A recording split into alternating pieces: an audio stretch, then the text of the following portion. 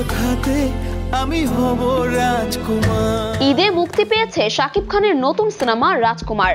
প্রথমবারের মতো মার্কিন অভিনেত্রী কোর্টনি কফির সঙ্গে জুটি বেঁধে অভিনয় করেছেন ঢালিউডের বর্তমান সময়ের শীর্ষ নায়ক শাকিব খান।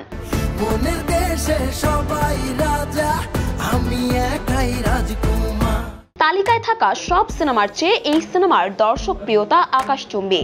হলে হলে টিকিট না পেয়ে অনেকেই হচ্ছেন হতাশ, তবে নেই ভালোবাসার কমতিও। ভক্তদের এমন হৃদয় নিংড়ানো ভালোবাসা পেয়ে অভিভূত শাকিবের মার্কিন নায়িকা কোর্টনি কফি সামাজিক যোগাযোগ মাধ্যমে জানালেন নিজের অনুভূতি।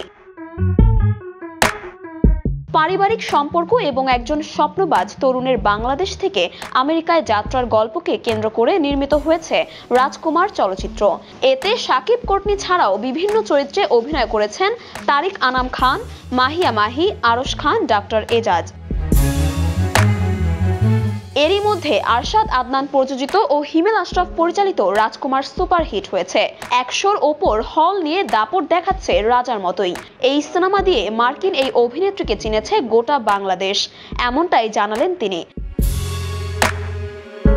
এক ভিডিও বার্তায় কোর্টনি বলেন, আমি আনন্দিত এবং উচ্ছ্বসিত। রাজকুমার সিনেমার মাধ্যমে বাংলাদেশের সব ধরনের জনগণ আমার নাম জেনেছে। সবাইকে ধন্যবাদ, বিষয়টি আমাকে গর্বিত করেছে। এরপর বাংলা ভাষায় অভিনেত্রী আরও বলেন, সবাইকে আমার হৃদয় থেকে ভালোবাসা ও ধন্যবাদ। আপনারা সবার প্রিয় রাজকুমার সিনেমাটি সুপারহিট করবেন বলে আমি আশাবাদী। প্রযোজক সূত্রে জানা গেছে, দেশের 125টির মতো সিনেমা হলে চলছে রাজকুমার। জানা যায়, দেশের 212টি সিনেমা হলের মধ্যে এই সিনেমা রেকর্ড পরিমাণ রেন্টালে 4 ভাগের 3 ভাগ হল পেয়ে রেকর্ড কয়েক কোটি টাকা বুকিং মানি তুলেছে। গত বছর কুরবানির ঈদে শাকিব খানের প্রিয়তমা সিনেমাটি দর্শকের মন কাড়ে। এটি বর্তমানে সর্বোচ্চ আয় করা সিনেমা। এর আগে ঢালিউডে বেদের মেয়ে জ্যোৎস্না সিনেমাটি আয়ের তালিকায় প্রথম স্থানে ছিল। এই সিনেমার আয় ছিল প্রায় 20 কোটি টাকা। 1989 সালে সিনেমাটি নির্মাণ করেন তোজাম্মেল হক বকুল। এতে কেন্দ্রীয় চরিত্রে অভিনয় করেন ইলিয়াস কাঞ্চন ও অঞ্জু ঘোষ। বেদের মেয়ে জ্যোৎস্না আমায় কথা দিয়েছে।